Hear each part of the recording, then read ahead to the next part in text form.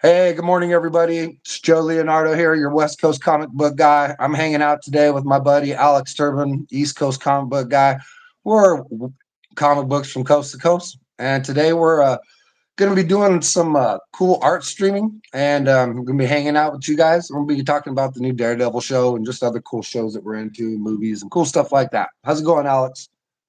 Pretty good. Yeah, we're definitely going to be talking about Daredevil, Born Again, and I've seen both the episodes. You've seen both the episodes. This is going to be heavily spoilers because I can't talk about stuff without spoiling it. I don't. I just don't think I'm capable of it. So Well, heavy spoilers. how much can you spoil a show that's got two episodes out? You know what I mean? Yeah, yeah. Well, no.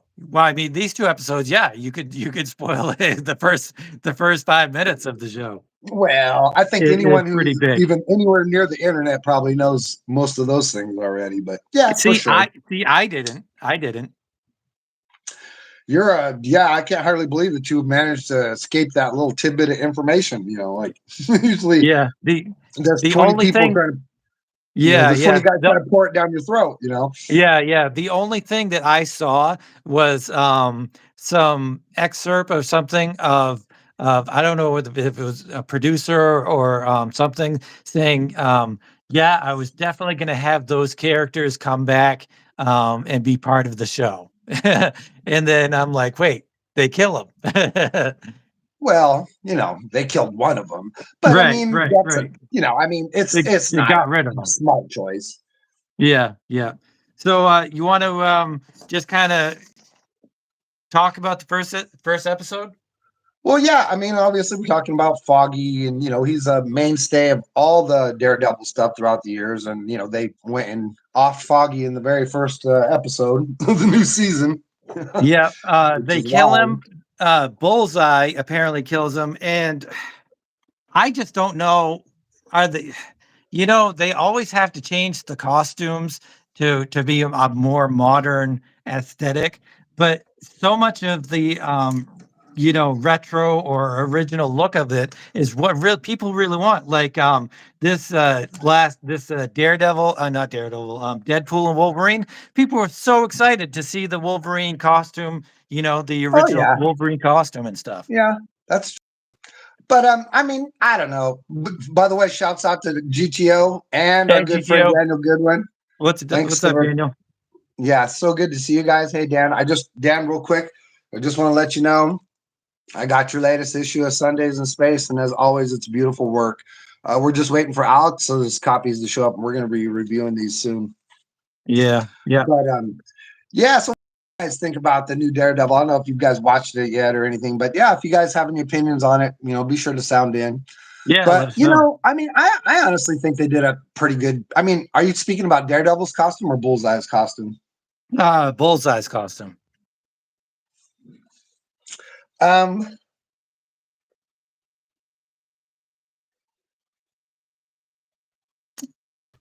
What? no, I Are was you just reading reading what Dan. Danny? I was just reading what Daniel was saying. He was Yeah, saying that he yeah. was excited to see that you're a hockey guy, and that his hockey plays a pretty big theme in the Sundays in Space stories, and a handful of Oh, them. that's awesome. What team are Yeah, you or what team are you into, Daniel? Yeah, yeah, definitely. I'm yeah. The I'm a Sundays in huge Space hockey fan. guys play this thing called knife hockey, and it's like pretty, it's like some horrible, monstrous, futuristic version of like a roller derby and hockey with knives and all this stuff. It's Yeah, pretty yeah, awesome. yeah. Remember, I Dan can't is the wait to guy check that it out. he did the bikini girls knife beach or whatever, like Oh, for yeah. I don't know if you remember that one, but that was really awesome. But yeah, I don't know. Like, I'm not that familiar with the original material. Is this costume very different than it is in the? I mean, he just has like What? those white accents or whatever. I think, like kind of Yeah, Punisher kind of that's the thing. thing is, yeah, he has the white accents, and it's not like a huge variation. Like you have the bullseye on his head, and I don't know if they have it on his head. I can't remember. They have it on his gloves. I know they really were pronounced in showing the bullseye on his gloves, and I I just I just wish it was way more like it just looks like he's in a hoodie or whatever, not a hoodie, but he just like has this plain Ski mask. black It's like a mat. ski Yeah, mask. a ski mask. Yeah. And I just kind of wish it had like the regular eye holes and stuff. I don't know. Well, Maybe it's a stupid thing, but I just you have to wish it. think, bro. Like this is just the first episode you're seeing. You don't know That's that they're not true. have that plan for the last That that's handful of that's episodes totally or whatever. true. Because this Yeah. is Marvel now. It's not Yeah. some subsidiary. I mean, it's Marvel handling Marvel's business. So hopefully they have a Yeah. sound plan for it. Yeah. But It's that totally. kind of stuff, I don't Yeah. trip on it very much. Like especially if they're trying to get close to the idea. You know what I mean? I tend to just be like cool with all that stuff. Yeah. Yeah. Dan It's saying he's a Bolts fan. Yeah, that's too bad. I'm sorry, dude. Sorry, you're a Bolts fan. So I know I'm a nothing about. Blackhawks guy. We beat the Bolts in the Stanley Cup. So, he's That's probably funny. harshing about that a little bit. I grew up playing like I played soccer and baseball and all that stuff and football, but like I can't stand sports, man. I never watch them. It's Yeah. boring to me, dude. I Uh, you know I was a surfer skater kid, so I used to watch those in competition a lot. But now that I'm older, that stuff doesn't really interest me either. See, I'm the complete opposite. I hated sports when I was younger. I played soccer in school, and I played uh what is it? Not Little League, but the one before that. And Right, right. I liked it, but I thought the jocks were jerks, and I just wasn't that into it. I didn't really like it at all. I had specific things that I liked, but I wasn't really heavily into it. But now I love it. I'm baseball and hockey fan, and love Right on. everything. So, Have you ever been to any live games or anything? oh yeah, I've been to Fenway a couple times. I went Right. to one of the highlights of my life was going to see the Blackhawks in Chicago, and that was really fantastic. That was fantastic fun. I went Um, to go see the Raiders a couple times, and I was just so bored, man. I was just really blown away by how little of the sport is actually being played at those games, man. I was just yeah, like, yeah. holy Well, crap! yeah, They just have a football. play, and then there's a down, and then there's like 5 minutes before the next Yeah, play. You know what yeah, I mean? yeah, And they just do stats, and they do freaking interview yeah, stuff, and yeah, on TV it seems to go by a lot faster. But when you're there, it's like, oh my god, man, I don't even hardly yeah, play that. yeah.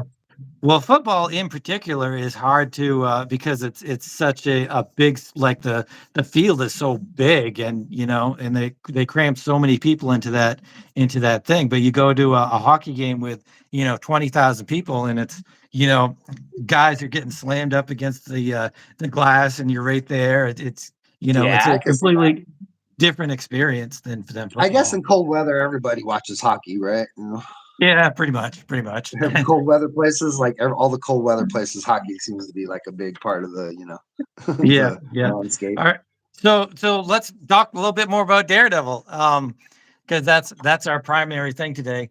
Well, like, And just and go on. honestly, the couple, the 2 episodes they put out, it's all right. I mean, like, it's not exactly. I mean, it didn't exactly blow me away or Oh, anything. see, Like it sounded like you really loved it. I did. Okay. Like first of all, I love Daredevil, right? Okay, now Yeah, that show is fantastic. Like if you're like if we're talking like about the first season or even the second season, but a first season especially, I would yeah, say, and this is my honest opinion, and you guys sound off if you guys, anybody, has anything to say about this, but like I think, honestly, the first season of Daredevil is probably one of the best comic book things ever made. Period. Like I would almost put it like we're not a TV show, we're in a movie and not a TV show. I would almost put it up with like Richard Donner's Superman. It's yeah, yeah, so yeah, freaking good. You know what I mean? yeah, The yeah. It was. first season of Daredevil is perfect, man. It's It perfect. it is. It is It, very good. the only thing that could hype it up a little bit is if you just had maybe a touch more money for your CGI stuff or whatever, or if maybe like a few more scenes where Daredevil's really daredeviling it up or something like that would be the only way to make it better. Because like as far as like telling the story of Daredevil and Matt Murdock, man, I mean, come on, dude. It's done brilliantly, right? And I mean, I thought it was as good as Game of Thrones when it came out. You know what I mean? I literally was like, this is one of the best shows on TV, like right now, bar Right. none. I Yeah. watched those episodes a dozen times each, man. I mean, I watched all of them again and again and again. They're so good. I love the black costume. I love the first episode. I love all the characters being introduced. It's all so good. Dude, the scene where Kingpin cuts off that guy's head with the door, you know what I mean? Like, Yeah, yeah, wow, man. So awesome. All of it is so good, dude. Like, just all of it. I just ate all of it up. I thought it was immensely just, I thought it was so good. I mean, just fantastic. You know what I mean? I loved it. And then the second season was equally as good, pretty much for the most part. Like, I thought the second season, it introduced the Punisher in a super meaningful way.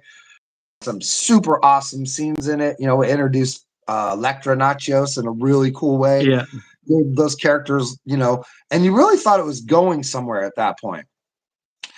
And then even the first season of Punisher was good. The first season of Punisher was like, it was not quite as on point as Daredevil, but still pretty good. And then the first season of Luke Cage was pretty good too.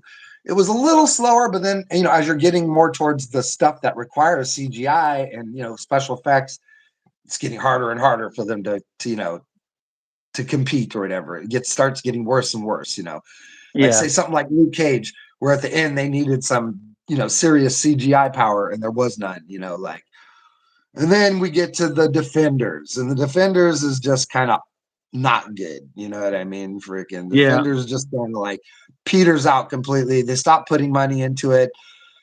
Some of the fight scenes are cool, but none of the stuff, it needs to be bigger and bolder and have more, awesome CGI and stuff. And there's none of that. They just start scaling back. Anytime the CGI stuff pops up, it starts looking really bad, like starts looking like worse than the stuff on network TV in some cases.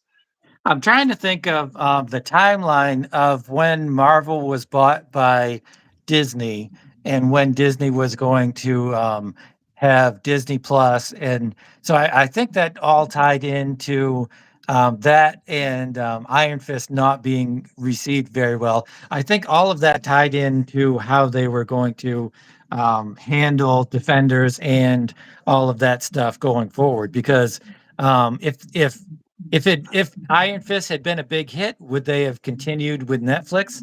I kind of don't think so. I kind of think their whole plan was to just be done with it and move to Disney Plus when the rights were, Well, I reserved or saw whatever. something about how they were handled by two completely different divisions. You know what I mean?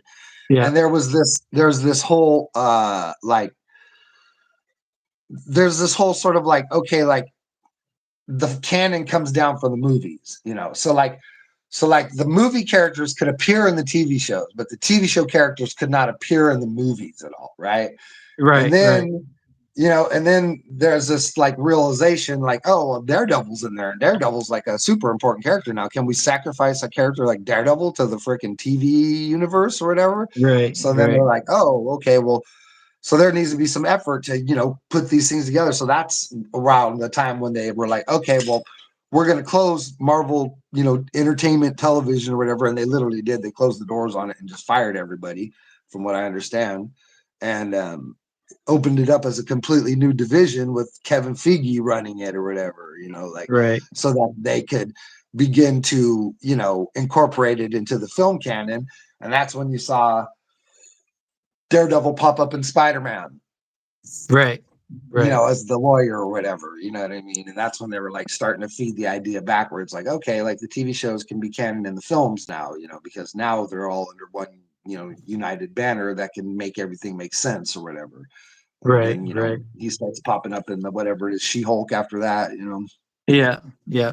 I know that early on they had in the Shield TV show they had Sif show up, and I think that is the only movie character that they had crossover. And Nick Fury, And was Nick Fury in Shield? Did he? yeah, Yeah, a Nick handful of Fury episodes. and what's his name? The uh I can't remember his name. The head honcho for Shield. Oh, William The one Hurt that or whatever. the one that dies in the movie Which film? in Avengers. One of the Colson. Shield guys dies in Yeah, Avengers. Colson dies. Oh, Paul Coulson, yeah, because he was the Right, okay, yeah, because he was the main guy in the TV show or whatever, right? The Agents of Right. Shield He was thing. the head of the TV show Shield because yeah. So I don't know. It's I some of the things that they do to yeah, Colson Daniel is they they are trying to connect everything but not too much. And I think they should either just decide to connect everything completely or not.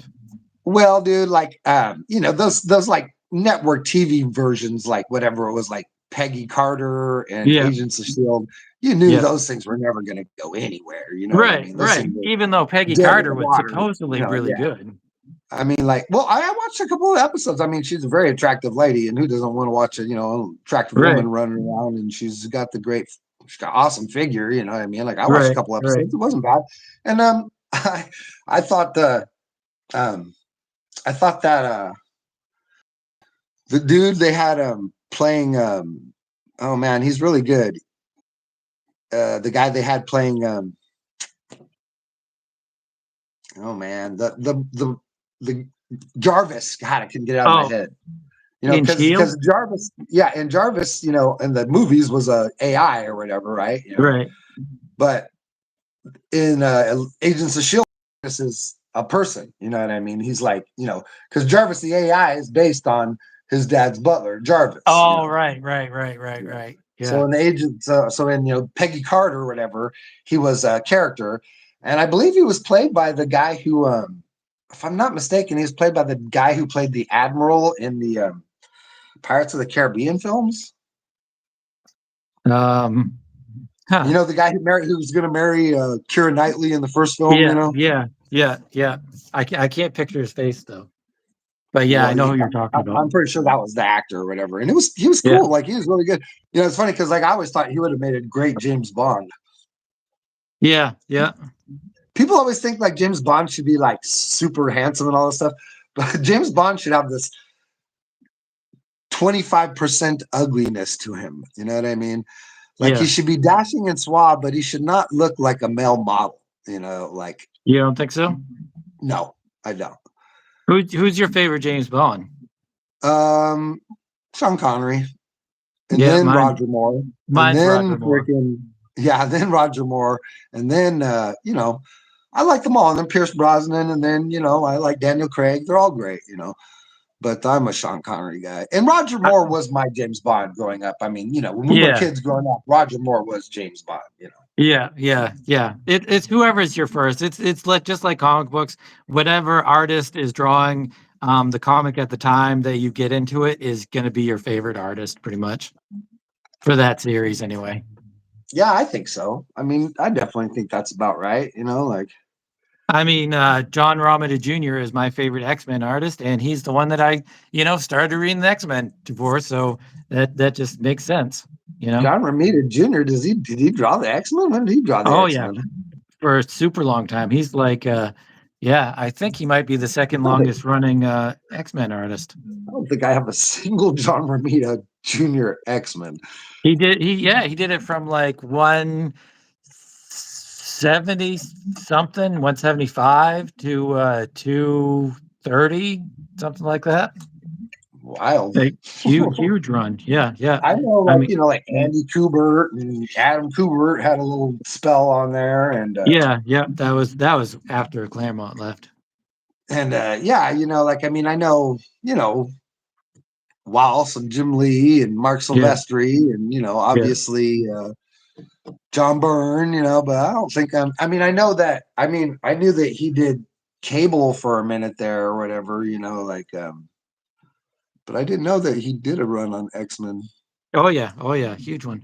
So hey, let's get back to the Daredevil show because um, do you like the fact that they killed Foggy? Oh, it's a mistake, but dude, like this is not a TV show. You know what I mean? I mean, it's not like there's probably going to be 8 seasons of Daredevil Reborn. You know what I mean? Like, Right. you got to understand, like that whole thing over at Disney. Like it'll say TV show, but what it really means is limited run, long form film. You know what I'm saying? Like Yeah. like like Yeah. Moon Knight. You know what I Yeah. mean? Like it's Yeah. like Moon Knight season one, but will there ever be a season two? You know what I mean? No, no, no. They already said there Probably isn't not. going to be. You know? So it's like, I don't really think of My it whole, as like a TV. You know what I mean? Consequently, I just don't really like think of it like that. Like right, it's right. a long form film, really. And it's like, is it like if it was a real TV show and they killed Foggy, I'd be like, no, this is really stupid. But if this was a movie and they killed Foggy, I'd be like, I understand, you know what I mean, why they did it or whatever, wanting to try and grab your attention or trying to, I mean, I don't know, whatever their reason. Maybe they just wanted to bring him back because everybody wanted it, but they just didn't really want it. So just did it and got him out of the way. I mean, who Well, knows? no, You know what I no. mean? I really think that the reason that they kill Foggy is that even though they're not following the Born Again storyline, which is a complete and total mistake, and I just wish that they would go by the Born Again storyline that Frank Miller and Dave Mazzucchelli did. It's just like I said before, DC. Um, you can complain about their Killing Joke or whatever, or their Watchmen or whatever, but at least they try to be faithful to the original content. And Marvel isn't even trying. They're not even, well, they're trying to break Daredevil down, which is basically the whole. You said you've never read Born Again, right? Yeah, I don't even know the. I don't know the material. Yeah. Right, right. It's basically Kingpin finds out Daredevil is Matt Murdock, and so then he begins tearing his life apart. Like he blows up his house. He I don't know. He doesn't do anything to Foggy, but he makes it. He gets him disbarred from being a lawyer. He does all the stuff to tear down Daredevil, which is where the whole title of the story is Born Again, because he's torn down, he's defeated, but then he becomes born again, and rises up like the hero that he is, and confronts Kingpin and defeats him. So I mean, they're gonna kind of do the same thing where they're gonna take everything away from Matt Murdock, just like that. I mean, and the biggest thing that they could do was kill Foggy, take that away from him. So I understand that, but I just wish that they were a little bit more faithful to the comic book. Yeah, well, see, I guess you got an inside line that I don't really got. Oh, hey, thanks, GTO. I want to say just thank you really fast. That's super nice of you to say that. He's just Yeah, thank you. complimenting me on my artwork. That's really cool of you to say that. And we appreciate you being here, GT. Dude, you're here for everyone, and we love you, bro. Yeah. You're awesome. Uh, but yeah, I mean, gosh, I don't know, dude. That's complicated stuff. Like, Well, it yeah, just doesn't make any sense that you've got this award-winning content. It's like, DC is trying to do Crisis, Infinite Crisis. They've done it several times, but they have the three-part animated show. I just wish that Marvel would take their really good storylines that they have and put them into some sort of content that deserves it. well, dude, there's this weird thing that always takes place, like when people get their hands on something, especially if they like it a lot, and they always have to put their own ego into things. You know what I mean? Like people, oh yeah, it is good, bro. Yeah, it's really good, GTO. Yeah, it's only the first two episodes up, so you should definitely check them out. But yeah, I don't know, man. It's just And then, complicated stuff. yeah, I and then, think that they always want to interject their own ideas into it, and they have this yeah, sensibility like they could do it better or whatever. That's why, yeah, that's why they've like twice now they've tried to interpret Dark Phoenix. Both times it's been yeah, not yeah, very good, because they yeah, just yeah, don't and they really suck. Yeah, understand the source material. They don't understand that stories like that take a long time to tell. You can't really cram that thing into a single film or an idea. You know what I mean? yeah, And there's it's like like I don't know, like if you read a lot or whatever, but I mean, I read the Harry Potter books. I mean, I'm not a huge yeah. fan of them. I read them Oh yeah. to my kids when they were little, and they're all right. Like, I don't really Well, I like love her them. writing. I don't like her writing very much. The Huh. books are, I mean, the movies are more fun than the books. And the books have cool ideas in them, but her writing is it's not very good, dude. Like I don't understand why people even like her writing that much. She's like a very boring Roald Dahl. She's like a not nearly as talented Roald Dahl, or is what I would call her. But whatever. Like Right, right, when I was, like when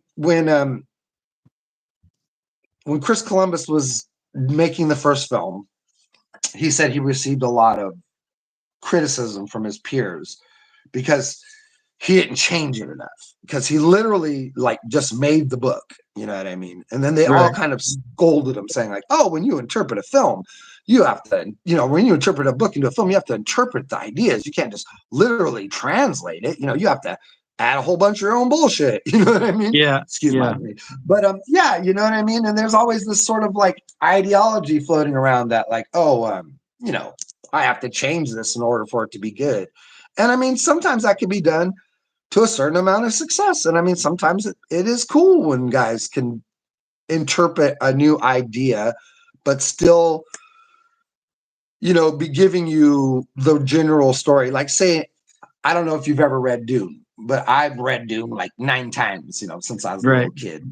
So I've right. always No, wanted I it to haven't. be made into I was stoked when David Lynch did the movie. It's a pretty good movie.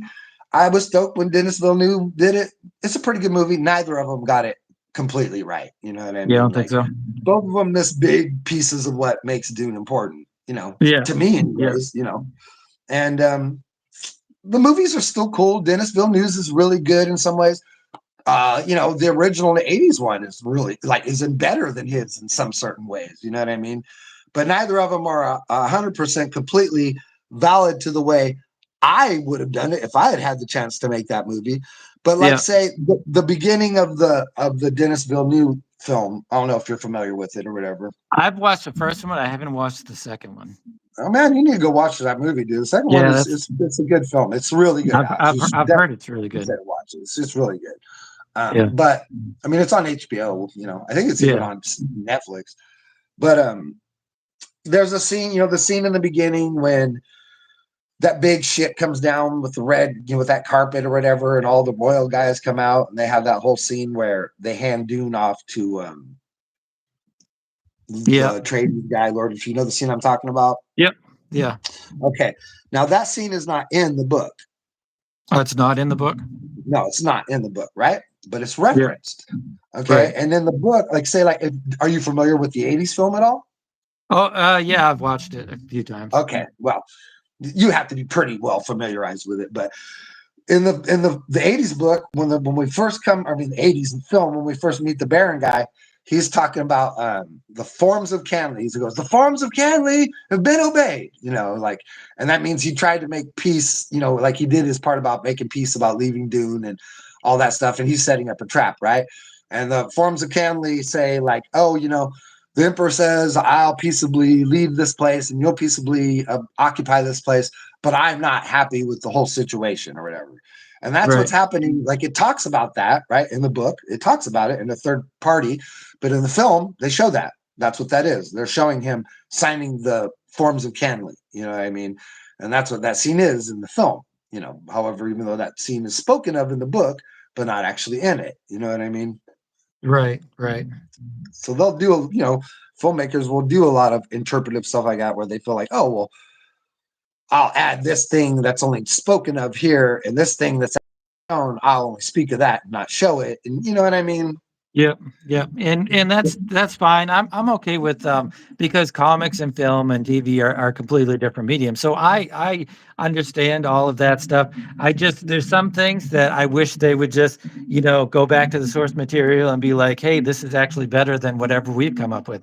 One of the things that because we talked about talking about the Watchmen part one and two, um, like it's okay. There's it follows the story almost perfectly, but they add things to it. They add things to the dialogue and they add things to the story, and it just dilutes it. It's like, why would you ever take away or add something to Alan Moore's original award-winning, you know, um, comic book changing I stuff? feel you, dude. I feel you.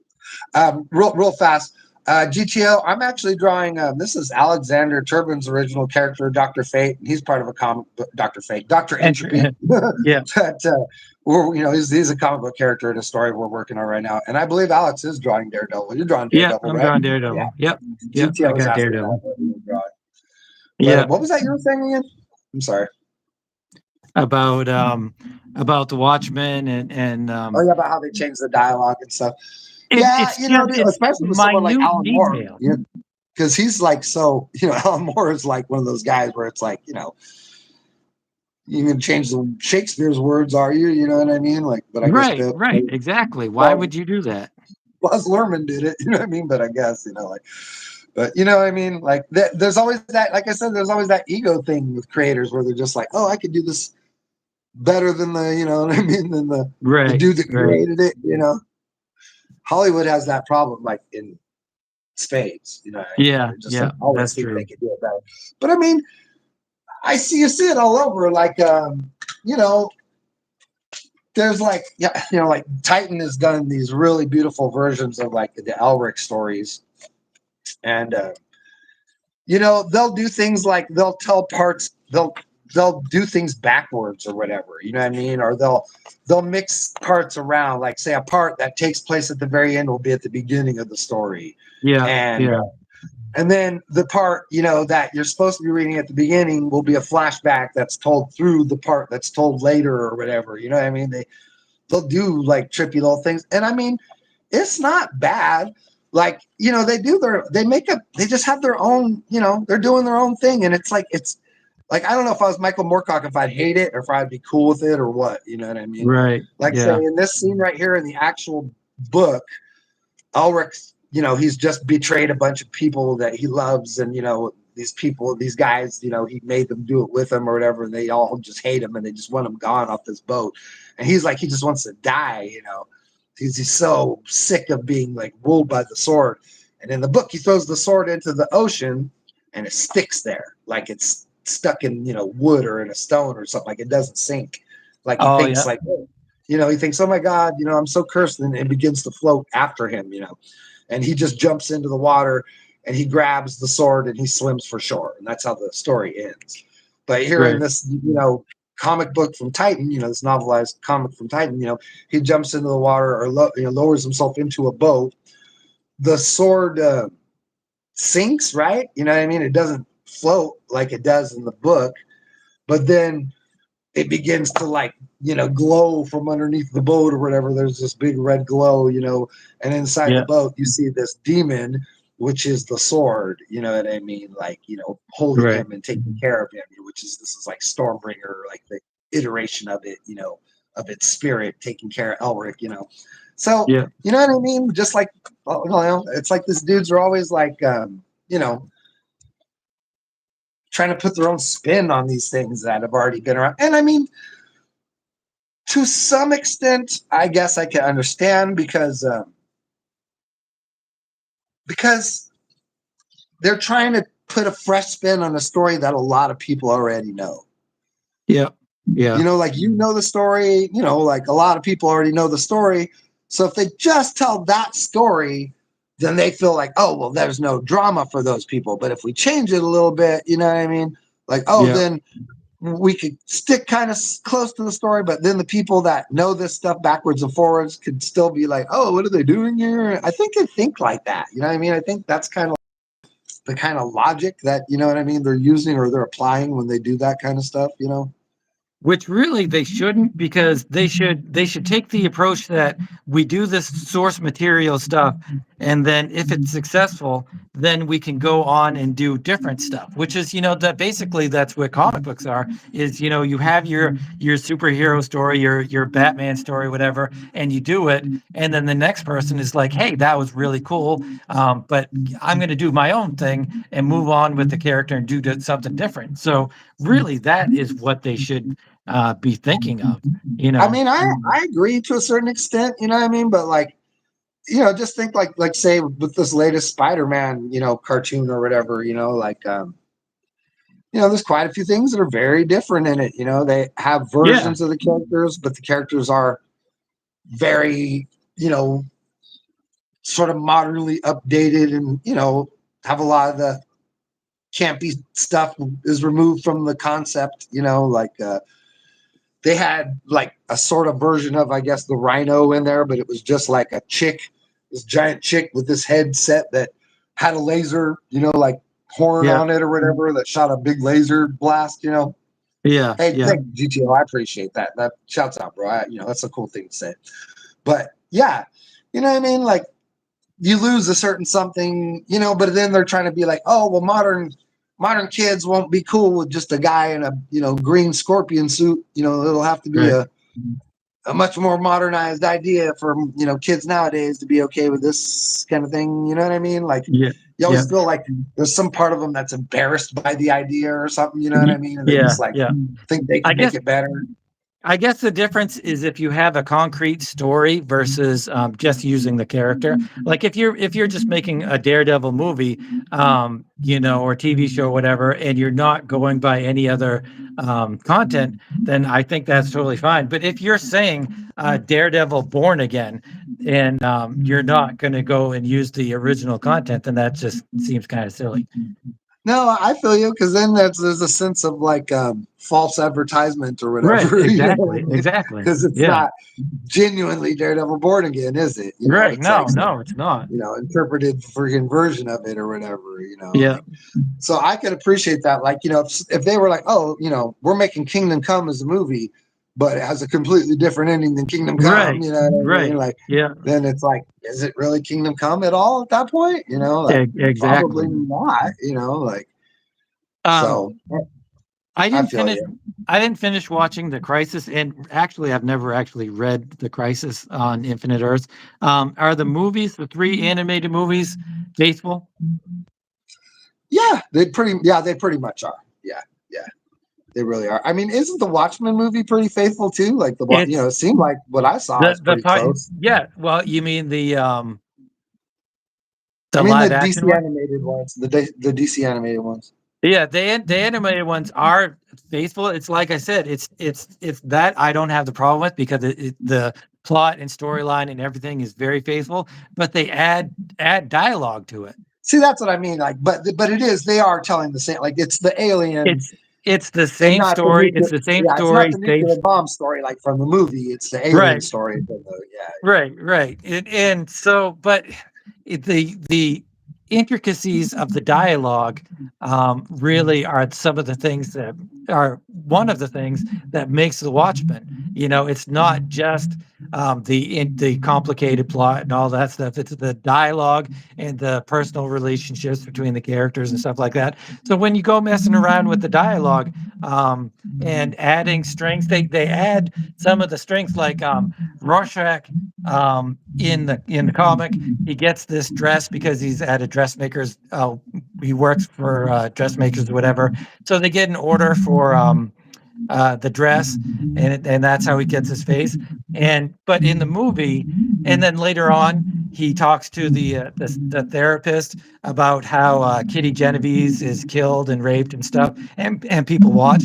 So in the animated show, they decide to combine the Kitty Genovese character, which really happened anyway, but they combined that with him working at the dress shop. Like, Kitty Genovese dropped this dress off, and he worked on it, and that's how he got his face. So why add that when the original creator didn't? I don't know, man. Like, yeah, I don't know. Like I said, it's just always that ego thing where they think they could do it Yeah, better, I guess. You know yeah, what I mean? Like, yeah. They're trying to make it better. So it's hard to say they're big fat jerks for trying to do it when they're you know doing their what I mean? best. It's like on the one hand, you're stoked that your whatever you love is getting interpreted, but then Yeah, on the other hand, yeah, it's just you just never know what they're gonna do with it. Like, I've always, I'm a huge Tarzan and I'm a huge John Carter Mars guy, and I was so excited when I saw the movie getting made. And the movie yeah, is a cool movie, but it's a little bit of a bummer that they just couldn't stick closer to the material. You know what I mean? That they just felt they yeah, kind of had to like float away from the material like the way they did. Not terribly far, because they didn't float terribly far away from it, but just far enough away to where, some of the more pinpoints get lost or whatever, or they just don't take. They feel like maybe some of those original ideas are too silly, and the way they approach it is better or something. Like Yeah, it's lame. yeah, yeah. I really try not to get too excited about a movie or show anymore after Highlander 2. Um, but like like people are We're so used to excited about the Fantastic Four. It's just and it looks so good, but it could totally suck. Could totally yeah, suck. absolutely. I mean, I don't think Pedro Pascal is probably the best choice for Mr. Fantastic myself. You know what I mean? But Well, we'll he's see. such a good actor that I think he'll do a great job. So, that part is okay. I think the I just guy. don't know. I think the guy who played like Timothy Oliphant would have been a better choice, or like that guy who played the Utopian in freaking Jupiter Ascending or whatever. Yeah, oh Like, yeah. Yep. Yeah. Yeah. So, I mean, you never know. You never know if something's going to be good or not. I mean, I really thought the Craven the Hunter and all of the Venom movies trailers look amazing. I think so, dude. I thought they all And looked terrible.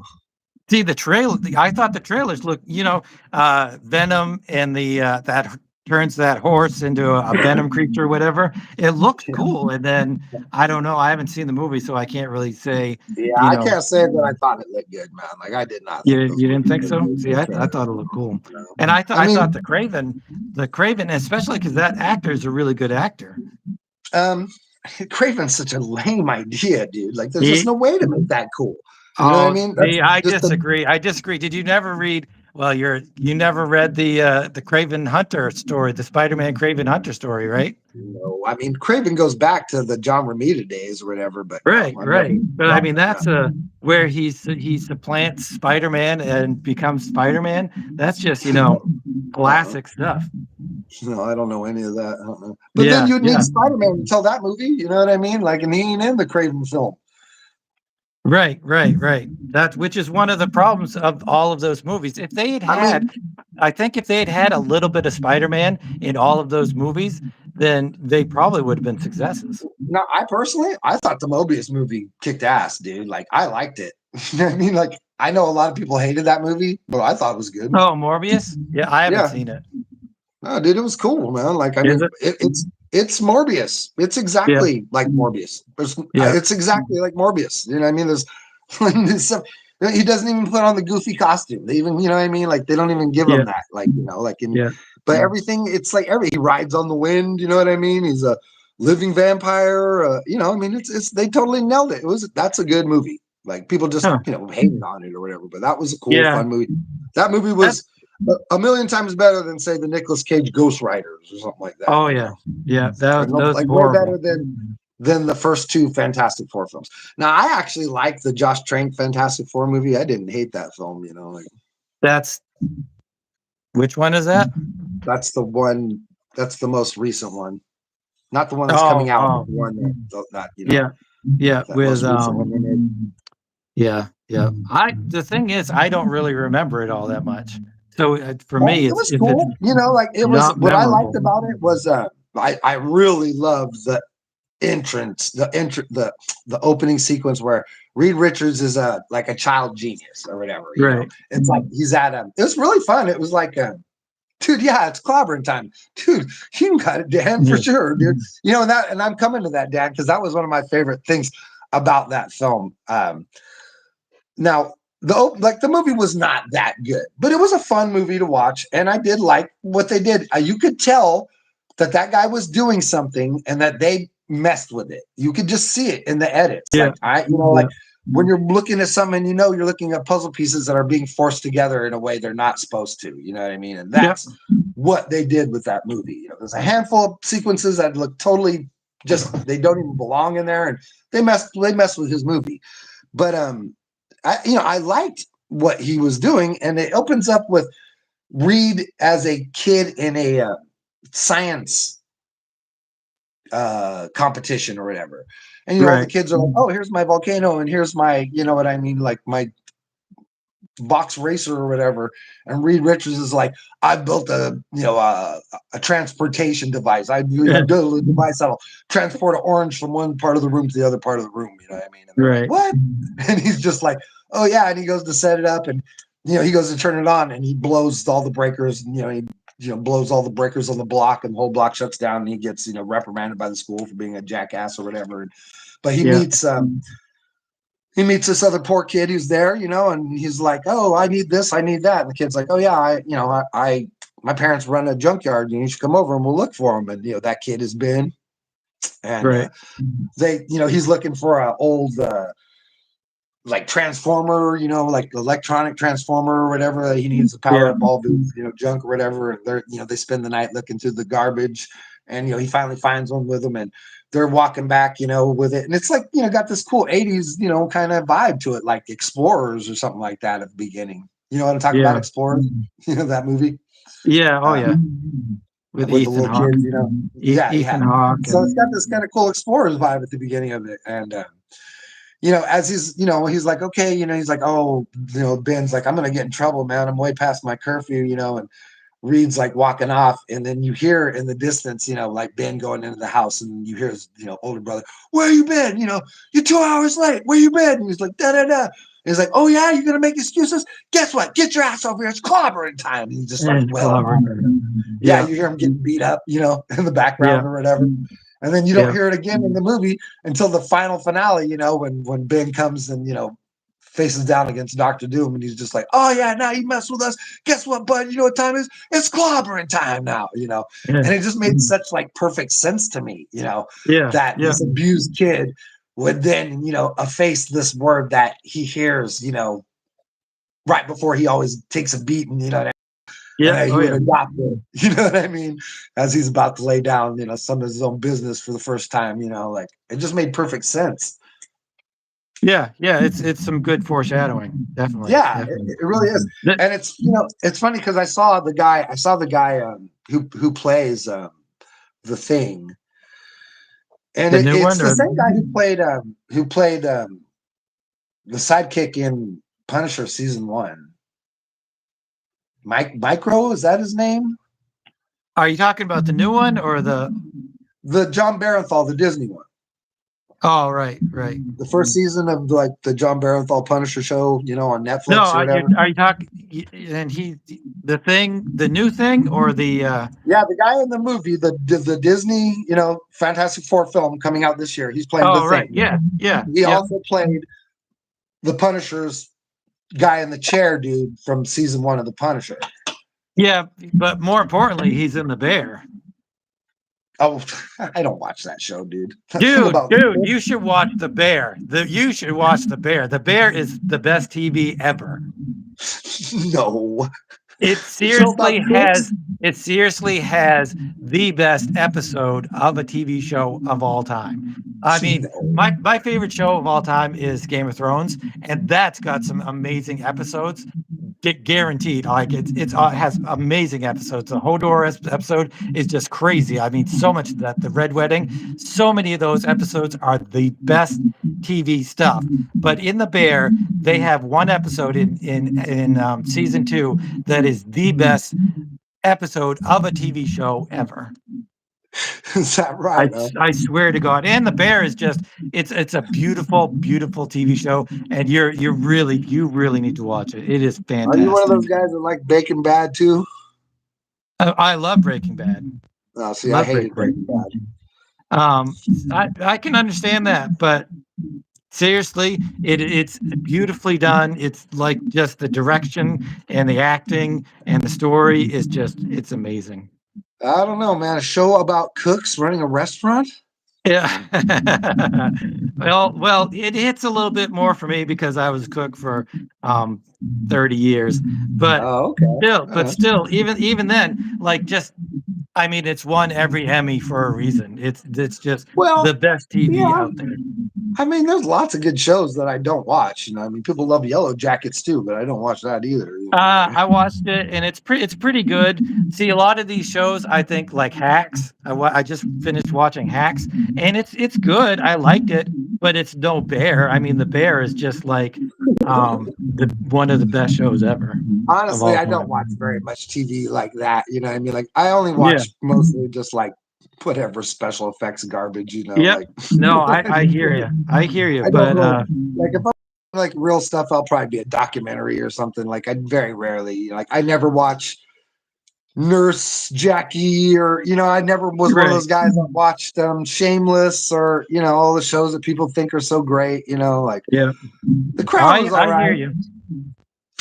Give the but Bear a chance. Give the Bear a I chance.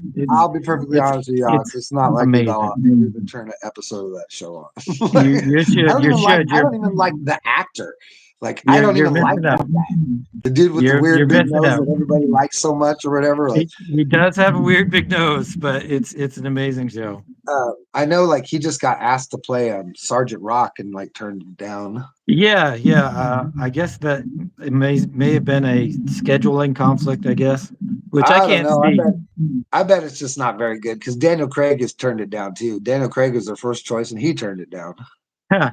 Well, maybe it's yeah. I don't know. I don't really know anything about I've him, been but hearing that's some not. pretty I've been hearing some pretty conflicting stuff out of the James Gunn freaking side of the world too. Like I've been hearing like, oh, the Superman movie is testing so well, and then on the other side, I've been hearing like tons of screenings of Superman are not going well. Like so it's hard to know Yeah. what's really happening out there. Red Amazed, A. De La Cruz. I'm drawing Daredevil, and Joe's drawing some of our comic book Entropy Alliance that's coming out, and I was actually working on that today, driving myself crazy. Um, but yep, we're just drawing Yeah, some cool this is stuff. just an original character that Alex came up with that I'm drawing, and Alex is over there working on Daredevil. Well, Yeah, we're almost coming up to our 1 hour line here, man. We just gabbed and gabbed away here like heck yeah, fast. yep. Barely talked about Daredevil, but that's okay. That's cool. Well, mostly just talk covering like the cool stuff. I mean, like I mean, did you watch Skeleton Crew? I did, and I watched. I don't know. Did I finish it? I don't think I finished it. I the first 3 episodes I thought started. Have you watched it? Yeah, I loved it. See, the first 3 episodes started really weak for me each episode, but then like the end of the episode, I was really into it. So like the first 3 episodes, I was like really into it. I thought they had great cliffhangers and great stuff, but then it just kind of petered off for me. Yeah, I did. It was fantastic, man. Like I thought that show was rad. Like I loved everything about it. It's got that wonderful Goonies vibe to the whole thing. I mean, Yeah, yeah, it's for little kids, obviously. I mean, that's who it's for. But yeah, man, I loved it. The ending was fantastic. So much fun, dude. All the kids, like even at the end, they're all on like mini bike versions of speeder bikes. And yeah, yeah, there's a great scene at the end where, like in the first episode, like the the spaceship they found was down that little valley or whatever, like down in that little valley where the little boy got trapped. And yeah, there's a scene in the last episode where they had to jump over that valley. And the dad is chasing the kids down, and he's like trying to chase the kids and get them back or whatever. And he's riding the mini bike, behind the kids, and they're all just like, we have to jump over this, we have to go. And he's like, no, you gotta stop, you'll be killed. And they're yeah, just like, just gun it, dad. And he just guns it and he jumps over the ravine and boom, lands on the other side. And he's like, this is the greatest day of my life. Like, yeah, dude, it was like, that shit was hilarious. But no, yeah. man, that show was fantastic, dude. I absolutely I'll loved have it. I to watched it three I'll have times to already. watch some more. I'll have to watch some more then. But I like, dude. I mean, I'm a corny guy. I like old fashioned things. You know what I mean? Yeah, Like, I like, good wholesome. I mean, I liked, Little House on the Prairie, dude. No one died. You know what I mean? Like, shows don't have to always have some dumb drama drawn up because like stakes that are placed so high. Like, that's not, that's not necessarily good. That's a weak trope. You know what I mean? Killing your darlings for the sake of killing them is not it's not smart storytelling. You know what I mean? Like nobody had to die in Star Wars for it to be good. You know what I mean? Everybody yeah, lived. yeah, All the characters were alive at the end. except for the Yeah. old wizard who sacrificed himself like Gandalf at the beginning. Like Right. Right. it's all Hey, classic storytelling. hey, Red M's. We every week we go over different artists. Like this past week, we went over John Romita Sr. and who was the other guy that we did? Gene Uh, Colan. And we yeah, have a poll up. We have a poll up. You can see it in the description of our last video of who you like better. So we're definitely going over different artists that we love. yeah, bro. And if you go and look at old past streams, and you have to clock on with your phone, like it won't be on your TV screen. But if you go onto YouTube with your phone, we have at least I think 4 episodes up that all have polls beneath them for you to vote on which of the artists you think is Yep. like the more favorable of the two. Because we are sort of like setting up a battle royale of some of our very favorite artists. That's super cool that you even asked that question, because that's a big part of some of the streaming we normally do. Is we always look at comic books and we look at some of our favorite artists, and then we compare and talk about their strengths and weaknesses and stuff like that. And we just thought it would be fun to come on and talk about the new Daredevil show and just like our favorite TV shows and stuff. And it would just be fun for us to draw, because we're comic book artists too, and we want people to be involved with our art, and Yeah. we want people Yep. to see our Definitely. stuff as well. So we just thought it'd be fun to sit up here and draw for you guys for a little while and let you guys get a chance to see like what our art looks like and what our stuff looks like, and talk about the strengths and weaknesses of some of our favorite shows. Yep. Yeah. Definitely. Definitely. Alex and I Yeah. are comic book creators, and we have comic books out right now. And if you support our comics, you're definitely going to be supporting this show. And I am the creator of Six Lords of Sound, super heavy metal heroes in space, kind of like Jim Starlin's Warlock, but with And, guitars. and it's awesome. And yeah, like it's all just sort of like super powered musicians that fight people like with their guitars and with music and stuff, fight these evil alien sound consuming demons with their guitars and music, and they go around the universe saving planets from being turned into soundless, musicless, loveless zombies. And if you buy this book, you also get these super cool, really big 3-page pull-out splashes that go with it and tell the final moments of the big adventure. And these are super Yeah. fun. I was And thinking about the best way to incorporate that into your book, and I think in the inside front cover you should have an explanation of it well, dude, and what to do. what I'm gonna have to do, like this version that you've made will probably be the only one that has the 3 pages in it. I'm probably going to have to digitally push these into a 2-page format and just format them as 2 pages, because like I'm planning on when Jake colors it for me, so that I Yeah, could just get it all into one book. Because I can't find anybody that could do the 3-page presses like this, yeah, and I that's can't do that's it sad. myself in a large enough scale. But if you're interested in getting the one with the actual 3 pages in it, which is this rare Alex Turbin version, which will be a rare version once the other ones come out, please direct message me on Instagram. And yeah, let me know. You can get this for $5, man. $5 shipping, handling, and $5 will get you a copy of this. And it's 36 pages, no nonsense, awesome, over the top, 1970s, 1980s, 1990s comic book goodness. Go ahead and tell them about your stuff now, Alex. Well, first, Redimas, am I saying your name right? Redimas? Um, he was asking about the character on the right, and that's a comic book coming out from me and Joe and a few other really good artists. Who it's a called the Entropy Alliance, and you'll be hearing more about that as the days and weeks come. But Yeah, this is this character random. was created by Alex. He created this character himself. Yep, Radimus. Oh, Radimus. Cool, cool. Rodimus, you know what I mean? Rodimus. Like, you know, like what's the character? God, I know that name is Radimus. That's a character from something. It's like the like Transformers, isn't there? Isn't yeah, there something like Radimus? that. Yeah. Like Optimus, Yeah, yeah, yeah. Radimus. Dude, that's awesome. That is rad. Love that. Love that. But go ahead, Alex. Like, tell them all about Dr. Entropy Uh, here, your original character. Yep, yep. He's a space-time continuum character, and he. The whole premise of the comic was that I wanted to get all of these different artists to create characters to become part of a superhero team because I really wanted to do a superhero book, and so you'll be seeing that shortly in the next weeks to come. Yeah, and this thing is, it's very DC comics, very influenced by that. This was my original character I introduced Superion. He's very much a Superman, whatever. And we have a whole team of these guys. They're going to be taking on a intergalactic, freaking big problem like in some classic Marvel comics, DC comics like Secret War, Crisis on Infinite Earth kind of thing. We just thought it'd be fun to do that kind of thing because mostly underground comics don't really tackle that kind of stuff. But Yeah, oh Alex and I yeah. are huge lovers of the classic comics, and we just thought it'd be fun to get everybody involved in this. So this is more cool stuff coming down the pipeline. Rodimus Prime. That's the hot rod guy that takes over for Optimus Prime, right? I got Is it it? now. It took me a minute.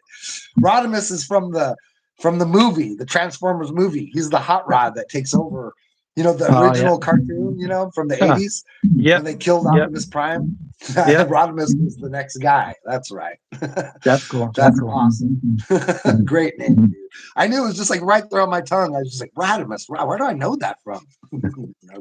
Sorry, I Second had to in get that command.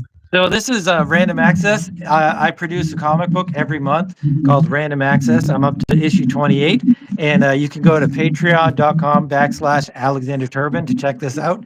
And it's just $3 a month, and you get a 12-page comic book with backup stories by other artists. This one has a backup story by Paul Corchon and a cover by Jake Quirk, and he also did the interior colors. And this is just like a little sneak peek of a book that's going to be coming out by me called 1900s Horror, and more sneak peeks of sword sorcery comic that I'm working on as well. So there's a lot of different stuff going on in the Random Access universe. Here's all of the covers or some of the covers that I've been working on in the Random Access books. Awesome. Yeah, and you guys can get those at Alexander Turbin's Yep, website. AlexanderTurbin.com. Yeah, and you could also get them now at Big Cartel / Random Access BigCartel.com, I believe. It's Random Access / Big Cartel. I don't know how you would find it. I'll put the link in Well, I'm pretty sure if you go to Big description Cartel, a here. bunch of Random Access, it's probably going to take you right to it.